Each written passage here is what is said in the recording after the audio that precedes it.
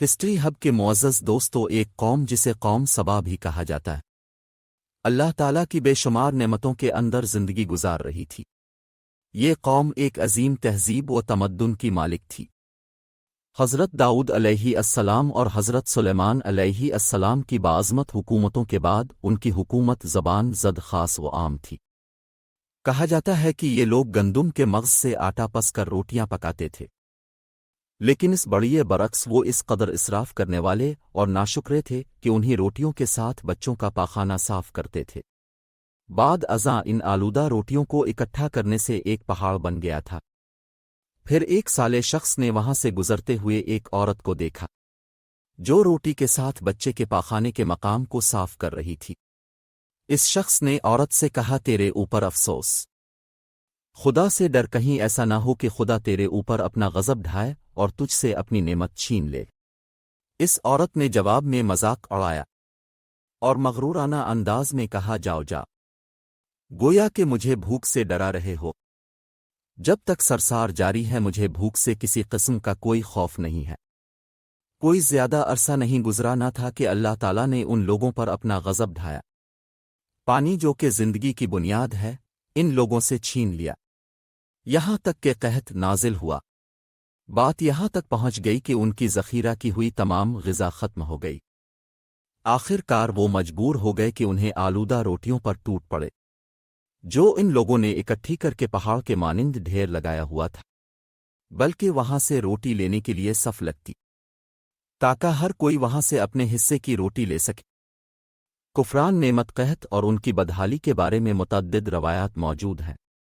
سورہ نحل کی آیت نمبر 112 اور 113 میں یوں ارشاد ہوتا ہے، اور اللہ نے اس بستی کی بھی مثال بیان کی ہے جو محفوظ اور مطمئن تھی، اس کا رزق ہر طرف سے باقاعدہ آ رہا تھا، لیکن اس بستی کے رہنے والوں نے اللہ کی نعمتوں کا انکار کیا تو خدا نے انہیں بھوک اور پیاس کا مزہ چکھایا، صرف ان کے ان اعمال کی بنا پر کہ جو وہ انجام دے رہے تھے، اور یقیناً ان کے پاس رسول آیا تو ان لوگوں نے ان کو جھٹلایا، تو پھر ان تک عذاب آ پہنچا کہ یہ سب ظلم کرنے والے تھے۔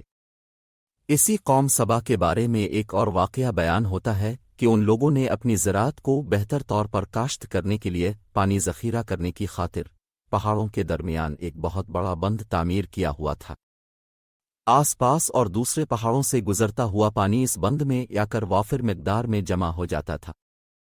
قوم سبا نے اس پانی سے صحیح طور پر استفادہ کرتے ہوئے وسیع و عریض اور بہت سے خوبصورت باغات لگائے اور کھیتی باڑی کو رونق بخشی۔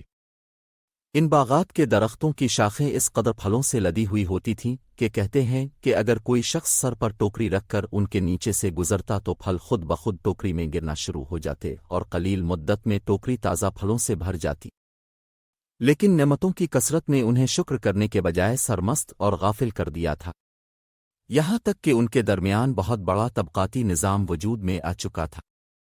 ان میں سے صاحب اقتدار لوگوں نے کمزوروں اور ضعیفوں کا خون چوسنا شروع کر رکھا تھا، یہاں تک کہ ان لوگوں نے خدا سے ایک احمقانہ التماس کیا جس کا ذکر سورہ سبا کی آیت نمبر 19 میں ملتا ہے۔